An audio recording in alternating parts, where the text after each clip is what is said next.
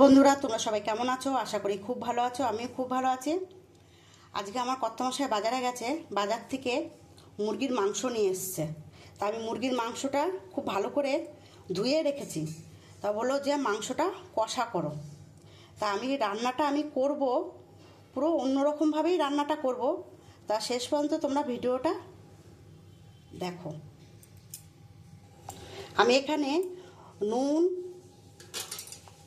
ধনের গুঁড়ো, লঙ্কার গুঁড়ো, জিরের গুঁড়ো, হলুদ, আর এখানে আমি কয়েকটা শুকনো লঙ্কা, গোটা গরম মশলা আর তেজপাতা আমি নিয়েছি।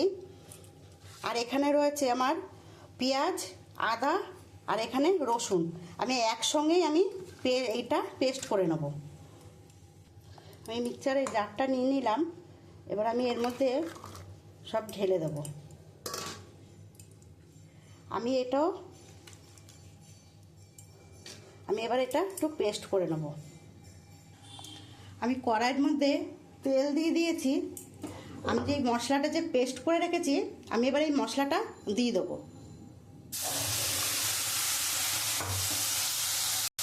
দেখো বন্ধুরা, আমি এখানে পেঁয়াজের পেস্টটা দিয়ে দিয়েছি। এবারে এর মধ্যে আমি এক এক করে সব মশলাগুলো দিয়ে নেব। আমি পরিমাণ মতন নুন দিয়ে দেবো, আমি হলুদের গুঁড়ো দিয়ে দেবো পরিমাণ মতন, আমি জিরের গুঁড়ো দিয়ে দেবো পরিমাণ মতন, আমি ধনের গুঁড়ো দিয়ে দেবো পরিমাণ মতন। এটা যেহেতু একটু কষা করব, তাই আমি একটু ঝাল দেবো। যে যেরকম পছন্দ করে সেরকমই দেবে। তা আমি একটু ঝাল করেই করব।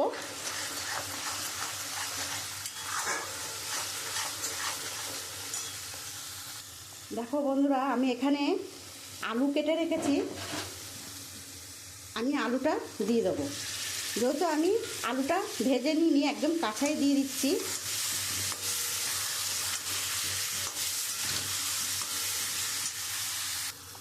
এবার আমি ওর মধ্যে মাংসটা দিয়ে দেবো। মাংসটা আমি কিন্তু মশলা দিয়ে আমি কিচ্ছুই মাখাইনি। আমি এটা দিয়ে দেবো উপর থেকে।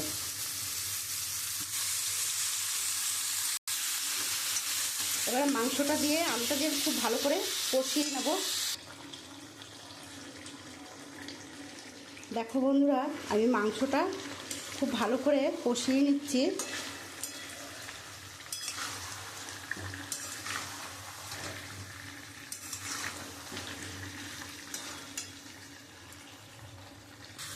দেখো বন্ধুরা, আমি মাংসটা খুব সুন্দর করে কষিয়ে নিয়েছি। এবার আমি অল্প করে জল দিয়ে দেবো। আমি গরম জল দেবো, গরম জল বসিয়েছি।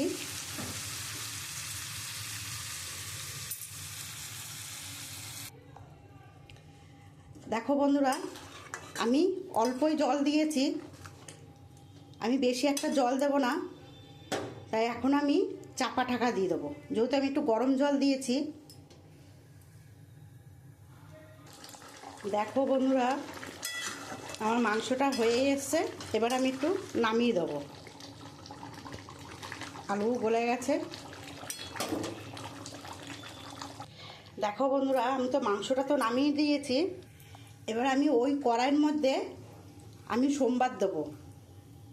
আমি জিরে, তেজপাতা, গোটা গরম মশলা আর দুটো শুকনো লঙ্কা।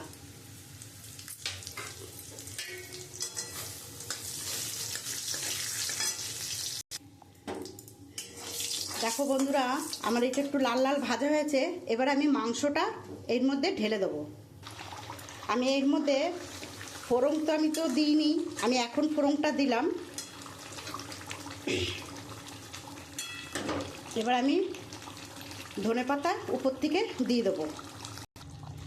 এর মধ্যে আমি একটু গরম মশলা দিয়ে দেবো।